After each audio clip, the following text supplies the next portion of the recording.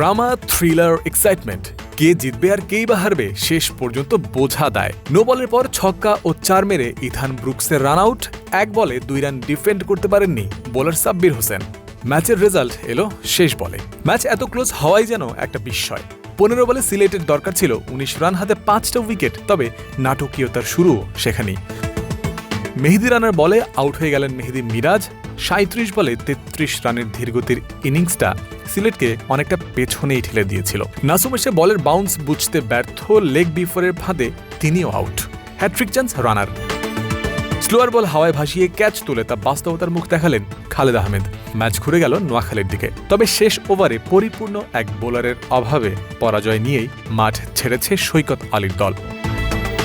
Sylhet Titans এত দূর এসেছে, ম্যাচ জিতেছে, তাতে বড় ক্রেডিট যাবে পারভেজ ইমনের কাছেই। ব্যাক টু ব্যাক 50 করেছেন এই ব্যাটার। 4 নম্বরে নেমে ব্যাট হাতে যেন দুর্বার তিনি।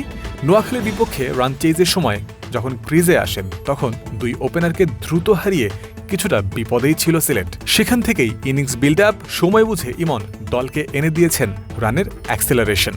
নিজের চতুর্থ বিপিএল 50 তুলে খেলেছেন 146 স্ট্রাইক রেটের ইনিংসটা। যদিও সিলেটের শুরু ছিল বেশ হতাশার।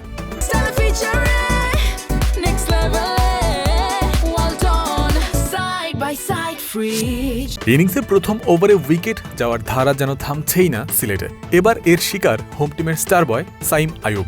পাকিস্তানি এই ওপেনারকে আউট করেই ক্ষান্ত হননি নোয়াখালীর হাসান মাহমুদ। ইনিংসের 3 নম্বর ওভারে আবারও বল হাতে নিয়ে তিনি ক্লিন বোল্ড করেছেন রনি তালুকদারকে।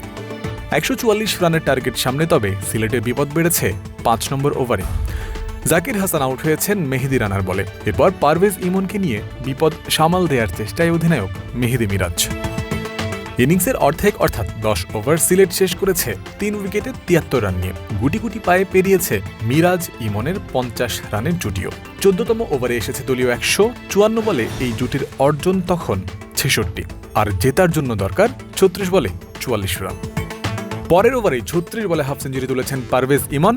2 ছক্কা ও 6টি বাউন্ডারিতে ইনিংসের ব্যাপ্তি যখন 41 বলে 60 রানের, জাহির খানের গুগলিতে বোল্ড হয়েছেন এই ব্যাটার। ক্রিজে এসেছেন আফিফ হোসেন। 26 বলে প্রয়োজন মাত্র 27 রান। সেখান থেকেই কঠিন হয়েছে ম্যাচ, যদিও শেষ হাসিটা টাইটান্সের। সিলেটে দিনের প্রথম ম্যাচের মতো দ্বিতীয় ম্যাচের প্রথম বলেও গেল উইকেট। নিজের আগের ম্যাচেই 50 করা মাজ সাদাকাত ডাক মেরেছেন মোহাম্মদ আমিরের বলে। পরের ওভারে খালেদ আহমেদের জোড়া আঘাত, হাবিবুর রহমান সোহান, হায়দার আলীরাও দেখা পাননি কোনো রানের। মাহিদুল অঙ্কনকে নিয়ে ঘুরে দাঁড়ানোর চেষ্টায় অধিনায়ক সৈকত আলী, তবে নিজেই এগোতে পারেননি বেশি দূর। 29 বলে তার অর্জন 24 রান। 4 উইকেটে 45 রান নিয়ে অর্ধেক ইনিংস শেষ করে নোয়াখালী। দলীয় 70 রানে তারা হারায় 5ম উইকেটও। ইনিংসের বাকি তখন মাত্র 7 ওভার।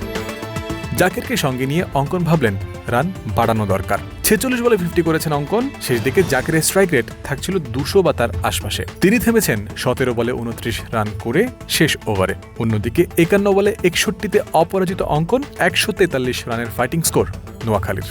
তা চেস করতেও ঘাম ছুটে গেছে সিলেটের। জয়ন্ত বিন্দু, ক্রিক ফ্রেন্সি।